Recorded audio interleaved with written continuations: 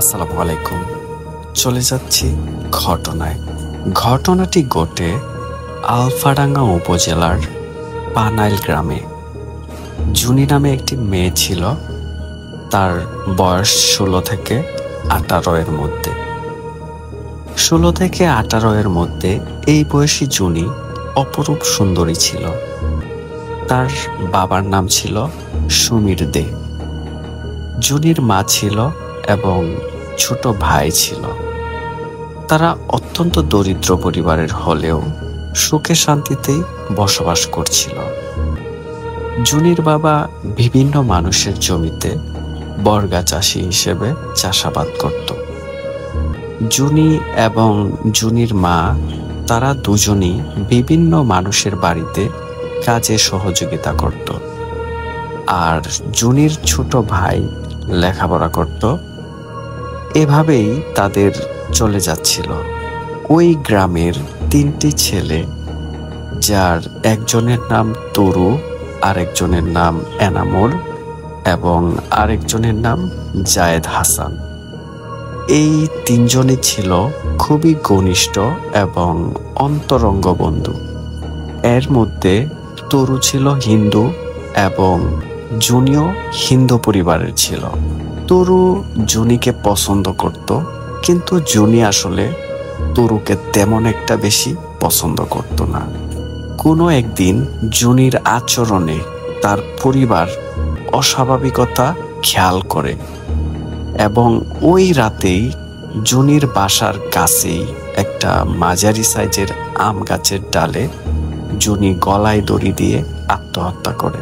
জুনি কেন আত্মহত্যা করেছে এটা তার পরিবারের লোকেরা জানতে পারেনি। হঠাৎ করে মেয়ের এরকম মৃত্যুতে জুনির বাবা সুমির দে উনি খুবই শোকে কাতর হয়ে পড়ে। কয়েকদিনের মধ্যে উনি মারা যান। স্বামী এবং মেয়েকে হারিয়ে জুনির মা তিনিও শোকে ভেঙে পড়েন এবং তিনিও কয়েকদিনের মধ্যে মারা যান। জুনির ছোট ভাই, সে শারীরিকভাবে কিছুটা অসুস্থ ছিল। মা বাবা বোনের মৃত্যু, তার দেখাশোনা করার মতো পৃথিবীতে আর কেউ ছিল না। সেও কয়েকদিনের মধ্যে মারা যায়। গ্রামবাসী জুনির পরিবার নিয়ে আলোচনা করত যে আহা, কি হলো হঠাৎ করে, কি এমন হয়ে গেল, জুনি আত্মহত্যা করলো, ওর পিতা মাতাও শোকে মারা গেল, ওর ছোট ভাইটাও মারা গেল, কিভাবে একটি পরিবার শেষ হয়ে গেল। রাস্তার পাশেই একটি ঘর রয়েছে জুনিদের, একটি টিনের ঘর এবং একটি ছনের ঘর। এই ঘরটি এখন বিরান পড়ে আছে, কেউ সেখানে যায় না। মানুষ আলোচনা করত, কিন্তু কোনো কারণ খুঁজে পেত না যে জুনি কেন আত্মহত্যা করেছে। জুনির আত্মহত্যার 15 থেকে 20 দিন পর থেকে শুরু হয় কিছু ঘটনা। তো চলুন শুনে আসি কি ছিল সেই ঘটনা। তরু, এনামুল এবং জায়েদ হাসান 3 জনই যেহেতু খুব কাছের বন্ধু ছিল, এরা সবসময় একসাথে চলাফেরা করত। বিভিন্ন ধর্মীয় বা অন্যান্য সাংস্কৃতিক অনুষ্ঠানে, হিন্দু হোক বা মুসলিমদেরই হোক, তারা 3 জনই অংশগ্রহণ করত। এর মধ্যে কি হলো, জায়েদ হাসানের এক আত্মীয় মারা যায়। সেই আত্মীয়র বাড়ি ছিল পানাইল গ্রামেরই পাশে একটি গ্রাম, নাম হচ্ছে আজমপুর। এই আজিমপুরে তারা সেই আত্মীয়র এখানে যায়। আত্মীয়র লাশ দেখে সন্ধ্যার পরে এই 3 বন্ধু ফিরছিল। পানাইল গ্রামটা মধুমতি নদীর ঠিক পাশে অবস্থিত।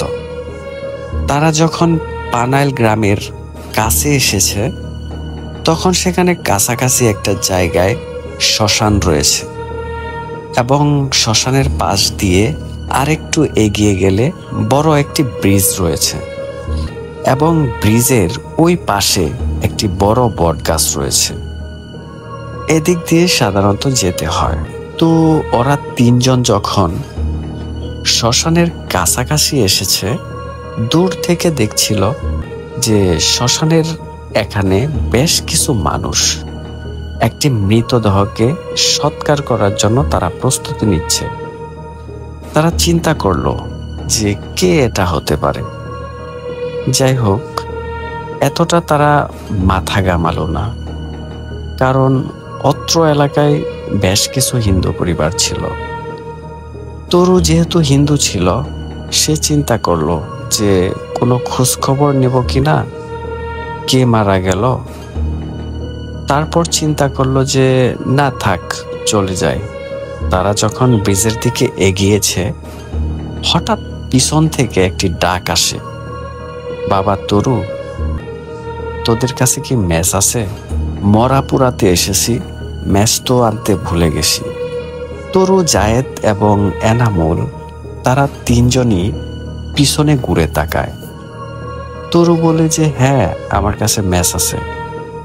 তখন ওই লোকটি ম্যাচটা নেয় এবং নিয়ে চলে যায়। তরু, জায়েদ এবং এনামুল স্বাভাবিকভাবে আবার বাড়ির পথে রওনা দেয়। হঠাৎ তরু বলে, আচ্ছা, আমরা কাকে ম্যাচ দিলাম? এনামুল এবং জায়েদ বলে, তাই তো, কাকে দিলাম? তরু বলে, আচ্ছা, যাকে ম্যাচ দিলাম সে আমাদের সমীর কাকা না, জুনির আব্বা। সে তো আরো বেশ কিছুদিন আগে মারা গেছে। এটা কাকে ম্যাচ দিলাম? ওরা শ্মশানের দিকে তখন ভালো করে তাকিয়ে দেখে সেখানে কেউ নেই, একদম ফাঁকা। ওরা চিন্তা করে, কি হলো আমাদের সাথে? কে ম্যাচ নিল? ভয় পায় তারা। তাড়াতাড়ি করে ব্রিজ পার হয়ে বটগাছের নিচ দিয়ে তারা বাড়ির পথ ধরতে থাকে। বটগাছের যখন কাছাকাছি এই তিন বন্ধু এসেছে, তখন দেখে বটগাছের ডালে কিছু একটা ঝুলছে, সাদা কাপড় পরা কিছু একটা ঝুলছে। ওরা তিনজন চিন্তা করে, এটা কে ঝুলছে? ওরা তিনজনই যেহেতু মোটামুটি একটু সাহসী ছিল, ওরা বুঝতে পারে এখানে কেউ গলায় ফাঁস দিয়ে ঝুলছে। ওরা সেটা দেখে ভয় পায় না। ওরা চিন্তা করে, কে ফাঁস দিয়ে ঝুলছে দেখি, কারণ মানুষকে খবর দিতে হবে আশেপাশে। এই লাশটা দেখার জন্য তারা এগিয়ে যায়। তখন স্পষ্ট চাঁদের আলো ছিল। চাঁদের আলোতে তারা স্পষ্টভাবে দেখতে পায় এই লাশটি আর কারো নয়, এটি জুনির লাশ। চোখ বড় বড় করে ওদের তিনজনের দিকে তাকিয়ে আছে। লাশটি কথা বলে ওঠে, বলে, তোরা কেউ বাঁচবি না, সবাই মরবি। আচমকা লাশের এই কথা বলা দেখে ওরা তিনজনই ভয়ঙ্করভাবে ভয় পেয়ে যায়। তিনজন চিৎকার করে দিক বেদিক ছুটতে থাকে। যেহেতু তাদের বাড়ি কাছাকাছি ছিল, তারা যে যার বাড়িতে চলে যায়। কিন্তু রহস্যজনক ব্যাপার হলো, এই ঘটনা এই তিনজন ছাড়া খুনা করেও কেউ জানতে পারেনি, কারণ তারা এই ভয়ঙ্কর ঘটনা কাউকে বলেনি। এর কিছুদিন পরে জায়েদ, এনামুল এবং তরু সন্ধ্যার একটু আগেই তারা তাদের বাড়ির কাছে বাজারে যেত এবং সন্ধ্যার পর কিছু সময় আড্ডা দিয়ে আবার ফিরে আসতো। তারা যেই পথ দিয়ে ফিরে আসতো, সেই পথে অদ্ভুত একটা বিষয় দেখতে পায়, কারণ সেই পথের পাশেই রয়েছে জুনিদের সেই বাড়ি, যেই বাড়িতে এখন কেউ থাকে না। তারা তখন ওই পথ দিয়ে আসছিল। দূর থেকে দেখে যে জুনির বাসার ওইখান থেকে কি একটা ছায়ামূর্তি যেন বের হয়ে আসছে। তারা লক্ষ্য করলো জুনিদের বাড়ির ভিতর থেকে ওই ছায়ামূর্তিটা বের হয়ে রাস্তার উল্টো পাশে একটি বাগান রয়েছে, সেই বাগানের মধ্যে দ্রুত নেমে চলে গেল। মানে বাড়ির থেকেও দ্রুত বের হলো এবং বাগানের মধ্যেও দ্রুত নেমে চলে গেল। তারা চিন্তা করে যে এই বাড়িতে তো কেউ থাকে না, এটা তো একটা পরিত্যক্ত বাড়ি, এখন কে বের হলো, চলে গেল। প্রথম দিকে তারা এই বিষয়টিকে তেমন গুরুত্ব দেয়নি। দ্বিতীয় দিন যখন তারা ফিরে, তারা একই দৃশ্য দেখতে পায়। তৃতীয় দিন ওরা বাজার থেকে ফেরার আগেই চিন্তা করেছে যে আজকে যদি আমরা দেখি, আমরা ওইটাকে ধরব, যে ওইটা কে কে ওই জনির বাড়ি থেকে বের হয় আর বাগানের মধ্যে দ্রুত মিলিয়ে যায়। ঠিক আমরা যখনই এই পথ দিয়ে যাই, তখনই আমরা একে দেখি। ঘটনা কি? তৃতীয় দিন ওরা যখন ফিরছিল, তখনও আকাশে চাঁদের আলো ছিল। ছিল জ্যোৎস্না রাত, রাস্তাঘাট স্পষ্টভাবে বোঝা যাচ্ছে এবং ওদের হাতেও তখন আলো ছিল। এরা যখন ফিরছে, ঠিক একই রকম ভাবে ওরা দেখতে পাচ্ছে জুনিদের বাড়ির ভিতর থেকে কোনো একটা ছায়ামূর্তি বের হচ্ছে। তখন ওরা দ্রুত ওই ছায়ামূর্তিটিকে ধরার জন্য এগিয়ে যায়। ওরা অদ্ভুত বিষয় লক্ষ্য করে যে যখনই ছায়ামূর্তিটি বুঝতে পেরেছে যে তিনজন দ্রুত এগিয়ে আসছে তাকে ধরার জন্য, ছায়ামূর্তিটি তখন তার চলার গতি দ্রুত না করে বরং স্লো করে দেয়, যাতে এই তিনজন তাকে ধরতে পারে। তিনজন যখন কাছে যায়, কাছে গিয়ে দেখে এটি আর কেউ নয়, এটি জুনি। জুনি তখন বলে, ঘরের ছেলে ঘরে ফিরে যা, যা, তোদেরকে একজন একজন করে মারব, শুধু সময়ের অপেক্ষায় থাক। এই বলে আবার দ্রুত জুনিদের বাগানের মধ্যে ঢুকে মিলিয়ে যায়। ওরা তিনজন মারাত্মক ভয় পায় যে জুনি তো মরে গেছে, তার লাশকে দাহ করা হয়েছে, এই জুনি কোথা থেকে আসলো। ওরা দ্রুত বাড়ি ফিরে যায়। এবারও এই ঘটনা ওরা কাউকে বলেনি। তরু, জায়েদ, এনামুল তারা বাড়িতে ফিরে যায়। এই ঘটনা কাউকে বলে না। পরের দিন সকালবেলা এনামুল ঘুম থেকে উঠে ছুটতে ছুটতে জায়েদের বাড়ি যায়। ওদিকে জায়েদও ঘুম থেকে উঠে ছুটতে ছুটতে এনামুলের বাড়িতে যায়। এনামুলের বাড়িতে যখন জায়েদ যায়, তখন জিজ্ঞেস করে যে এনামুল কোথায়। এনামুলের বাড়ি থেকে বলা হয়, ও তো তোমাদের বাড়িতে গেছে সকালে। আবার একই ঘটনা যখন জায়েদের বাড়িতে এনামুল যায়, তখন জায়েদের বাড়ি থেকে বলে, ও তো তোমাদের বাড়িতে গেছে। দুজন পথে দেখা হয়ে বলতে থাকে, জানিস, এনামুল জায়েদকে বলছে, জানিস জায়েদ, আমি আজকে রাতে একটা ভয়ঙ্কর স্বপ্ন দেখেছি। জায়েদও বলে, আমিও তো একটা ভয়ঙ্কর স্বপ্নে দেখেছি, আর সেটা বলার জন্যই তো তোকে খুঁজছি। এনামুল বলে, কি ঘটনা বল। তখন জায়েদ বলে যে, আমি দেখি জুনি যেই গাছে আত্মহত্যা করেছিল, তরু সেই গাছে সেই ডালে গলায় দড়ি দিয়ে ফাঁস দিয়ে ঝুলছে। এনামুল বলে, আমিও তো একই স্বপ্ন দেখেছি। ওদিকে ওরা দুজন খবর পায় তরু হন্য হয়ে জায়েদ ও এনামুলকে খুঁজছে। যখন তরুর সাথে জায়েদ এবং এনামুলের দেখা হয়, তরু বলে, জানিস জায়েদ আর এনামুল, আমি আজকে রাতে একটা ভয়ঙ্কর স্বপ্ন দেখেছি। আমি দেখি জুনি যেই গাছে গলায় ফাঁস দিয়ে আত্মহত্যা করেছিল, সেই গাছে আমার লাশ ঝুলছে। ওরা তিনজন বলে, স্বপ্ন তো স্বপ্নই, এটা নিয়ে মাথায় ব্যথার কিছু নেই। আমরা মনে হয় দুঃস্বপ্ন দেখেছি, কিন্তু তাই বলে একই স্বপ্ন তিনজন।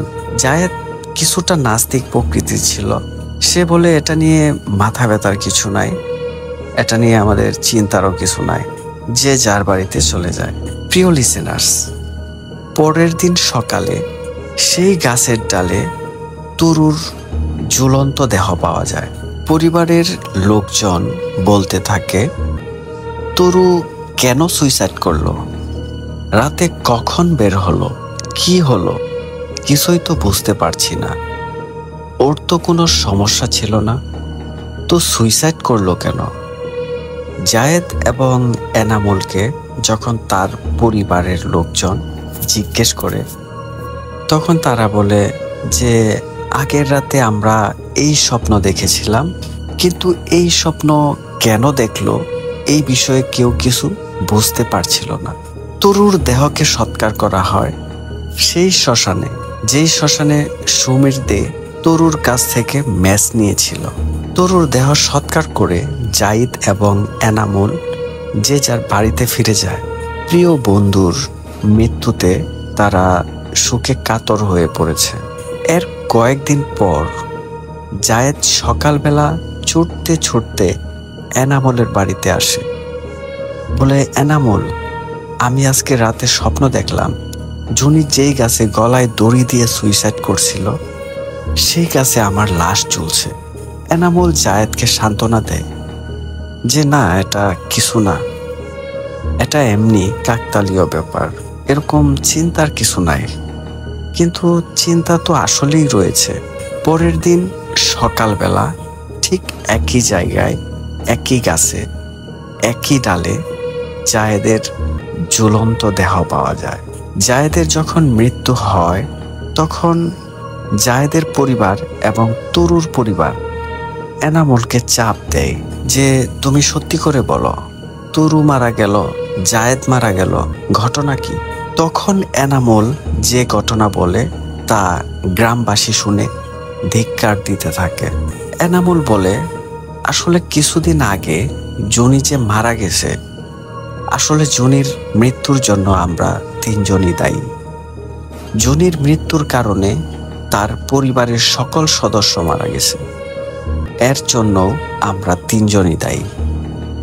এনামুল বলে, তরু জুনিকে পছন্দ করত, কিন্তু জুনি তরুকে পছন্দ করত না। তরু বিভিন্ন সময় জুনিকে উত্তপ্ত করত, বিরক্ত করত। তরু যখন বুঝতে পারলো কিছুতেই জুনিকে সে ভাগে আনতে পারছে না, তখন সে বিভিন্ন কলা কৌশল প্রয়োগ করে এই সহজ সরল মেয়ে জুনিকে বিভিন্ন ছলে বলে কৌশলে ফাঁদে ফেলে কোনো এক সন্ধ্যায় তাকে ঘর থেকে বাইরে বের করে নিয়ে আসে। পাশের একটি জঙ্গলে তাকে নিয়ে যায়। তখন সেখানে এনামুলও ছিল। এনামুল বলে, সে আসলে বুঝতে পারে না এখানে কি হতে যাচ্ছে। কিন্তু এনামুল যখন বুঝতে পারে তরু এবং জায়েদ জুনির সাথে খারাপ কিছু করবে, তার মতলবে তাকে এখানে নিয়ে এসেছে ফাঁদ পেতে, তখন এনামুল তাদেরকে নিষেধ করে। কিন্তু সেই নিষেধও জোরালো ছিল না, যার ফলে তরু এবং জায়েদের লালসার হাত থেকে জুনিকে এনামুল রক্ষা করতে পারেনি। এই ঘটনার পর তরু এবং জায়েদ দুজন মিলে আবার জুনিকে তার বাড়ি পর্যন্ত এগিয়ে দিয়ে আসে এবং বলে কাউকে কোনো কিছু না বলতে। এরকম আচমকা অপমানে, লজ্জায়, ঘৃণায় কাউকে কিছু না বলে, এমনকি পরিবারের কাউকে কিছু না বলেই জুনি ওই আম গাছের ডালে সুইসাইড করে, যার সুখে জুনির মা, বাবা এবং পরবর্তীতে তার ভাই মারা যায়। শেষ হয়ে যায় একটি পরিবার। এনামুল বলে যে আমার অতটা দোষ ছিল না, কিন্তু আমি হয়তোবা চেষ্টা করলে ওদেরকে থামাতে পারতাম। কিন্তু যেহেতু কাছের বন্ধু, ওরা কি মনে করবে, এজন্য আমি এতটা জোরালো পদক্ষেপ নিইনি। কিন্তু আমি কিছু করিনি, যা করার ওরা করেছে, আমি তো কিছু করি নাই। কিন্তু এনামুল বুঝতে পারে যে ওরও সময় ঘনিয়ে এসেছে। এই ঘটনা যখন এনামুলের পরিবার জানতে পারে, তখন স্থানীয় একজন মোটামুটি কবিরাজ গুচ্ছের মানুষ, তার নাম হচ্ছে কাউসার মোল্লা, তার কাছে এনামুলের মা বাবা এনামুলকে সহ নিয়ে যায়। কাউসার মোল্লা তিনি জুনির আত্মারূপে ওই জিনকে হাজির করে। সেই জিন এসে বলে যে এই তিনজন জুনির মৃত্যুর জন্য দায়ী, এদের তিনজনকেই আমি মেরে ফেলব। অলরেডি দুজনকে হত্যা করা হয়ে গেছে, এখন এনামুল বাকি, একেও আমি মারব। কেউ যদি একে বাধা দেওয়ার চেষ্টা করে, আমার হাত থেকে বাঁচানোর চেষ্টা করে, তারও আমি ক্ষতি করব। কেউ আমার হাত থেকে এনামুলকে বাঁচাতে পারবে না। এই কথার পর এনামুলের মা বাবা খুব ভেঙে পড়ে। এনামুলকে সহজে বাড়ির বাইরে যেতে দিত না। হঠাৎ এক রাতে এনামুল একটা স্বপ্ন দেখে। সে স্বপ্ন দেখে একটি ডোবায় তার মৃত্যু হয়েছে। সকালবেলা যখন এনামুল ঘুম থেকে উঠে তার পরিবারকে বলে, তখন তার পরিবার বুঝতে পারে এনামুলের সময় শেষ হয়ে গেছে। কিন্তু ওই জুনিভূত যতই বলুক যে আমার হাত থেকে ওরা বাঁচতে পারবে না, তারপরও মা বাবা তো সন্তানকে বাঁচানোর চেষ্টা করবেই। বেশ কয়েকজন হুজুরের কাছে এনামুলকে নিয়ে যাওয়া হয়। প্রত্যেক হুজুরই বলে যে আসলে এনামুলকে ওই জুনিভূতের হাত থেকে বাঁচানোর ক্ষমতা তাদের নেই। তারা এই বিষয়ে হস্তক্ষেপ করতে পারবে না। যদি হস্তক্ষেপ করা হয় তাহলে তাদের অনেক ক্ষতি হবে, যার কারণে তারা এই বিষয়ে সাহায্য করতে অপারগতা প্রকাশ করে। এর মধ্যে একটা সমস্যা দেখা দেয় এনামুলের। এনামুল অনেকটা পাগলের মতো হয়ে যায়। সে কিন্তু বাসা থেকে বের হতো না। সে যখনই বাসা থেকে বের হতো, যখনই কোনো মেয়েকে দেখত, হোক সে শিশু, হোক সে বয়স্ক নারী, হোক সে কিশোরী বা যুবতী, প্রত্যেকের হাতে পায়ে ধরে হাউমাউ করে কান্নাকাটি করত। জুনি, আমার ভুল হয়ে গেছে, আমাকে মাফ করে দাও। তো মহিলারা যখন এনামুলের এই ধরনের পাগলামি আচরণ দেখত, এনামুলকে দেখলেই তারা দৌড়ে পালিয়ে যেত। এবং এনামুলের কারণে রাস্তায় মহিলারা বের হতে ভয় পেত যে এনামুল পাগলের সাথে দেখা হলে সে এরকম হাতে পায়ে ধরে কান্নাকাটি শুরু করবে, হাউমাউ করে। যার কারণে এনামুলকেও সহজে বাইরে বের হতে দিত না। আর বের হলেই এনামুল এই ঘটনা ঘটাতো। কোনো একদিন দুপুরবেলা এনামুল পরিবারের সদস্যের সাথে বাসার কাছে একটি পুকুরে গোসল করতে যায়। সবাই গোসল করে ফিরে আসলেও এনামুলকে আর দেখা যায় না। পরিবারের সদস্যরা তাকে খুঁজতে থাকে, কিন্তু কোথাও এনামুলকে পাওয়া যায় না। ওই সময় অন্যরা যারা পুকুরে গোসল করছিল তাদেরকেও জিজ্ঞাসা করা হয়। তারা বলে তারা এনামুলকে পুকুর থেকে উঠে আসতে দেখেনি।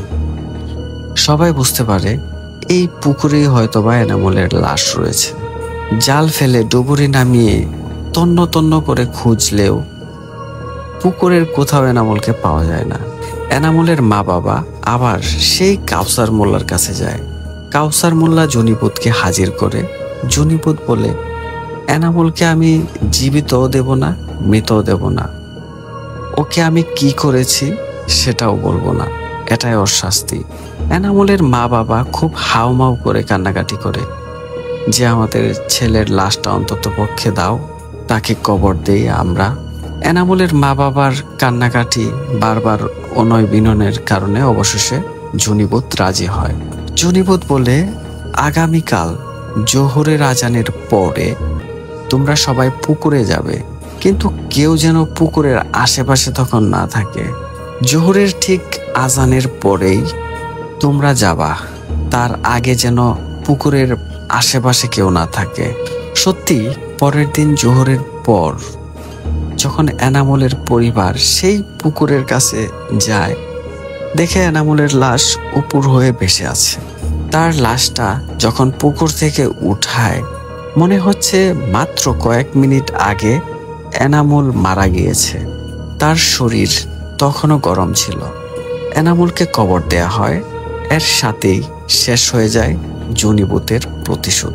প্রিয় লিসেনার্স, এই ঘটনার পর আরো 50 বছর পর জুনিভূতের সাথে দেখা হয় আলামিন ডাক্তারের নড়াইল জেলার লোহাগাড়া উপজেলার শালনগর ইউনিয়নের আলামিন ডাক্তার। উনার ঘটনা যদি আপনারা শুনতে চান তাহলে কমেন্ট করে জানান, তারপর দ্বিতীয় ঘটনাটা আপনারা শুনতে পারবেন। ভালো থাকবেন, আমাকে সাপোর্ট করবেন। আসসালামু আলাইকুম।